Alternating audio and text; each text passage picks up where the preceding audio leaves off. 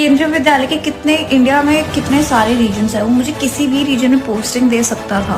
मेरे को hard station ही दे देते, लद्दाख दे देते जहाँ पे कोई जाना नहीं चाहता, मैं जाने को रेडी हूँ। मेरे से क्या दुश्मनी थी, मुझे इंडिया के वर्स्ट रीजन में पोस्टिंग दे दी। Me being here I can see it every day. Ground reality is Bihar is people have no civic sense. मैं अपनी फर्स्ट पोस्टिंग जिंदगी भर याद है।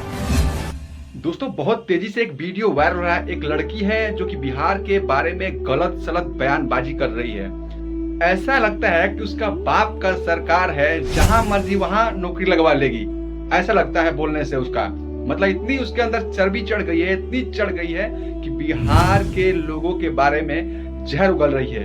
उसका एक पोस्टिंग मिला है बिहार के जिले में, उस पोस्टिंग से खुश नहीं है और बिहार के बारे में अनाप शनाप बातें कर रही है। ऐसी लड़की जो अभी 24 साल हुआ नहीं उसका जन्म लेने, और 24 साल में दुनिया देख लिया, उसने इतना बिहार के बारे में गलत बोला है, वहां के लोगों के बारे में गलत बोला है।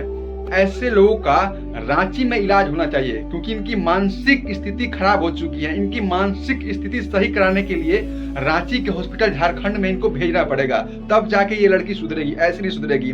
बहुत सारे लोग हैं जो नफरती लोग हैं, जो बिहार के बारे में उल्टा सीधा बयानबाजी करते हैं, बिहार को ओछा नीचा दिखाते हैं। उन लोगों को एक मेरा ही जवाब है, अगर आपका मानसिक स्थिति खराब है तो आप लोग रांची के हॉस्पिटल पागलखाना में चले जाइए, वहां पे आप लोग का इलाज कर दिया जाएगा। इस लड़की के लिए आप लोग कमेंट में जो भी लिखना है लिख सकते हो। क्या इसका मानसिक स्थिति खराब नहीं है? मुझे तो लगता है बिल्कुल खराब है। ऐसे लोगों को पागलखाना में होना चाहिए। धन्यवाद।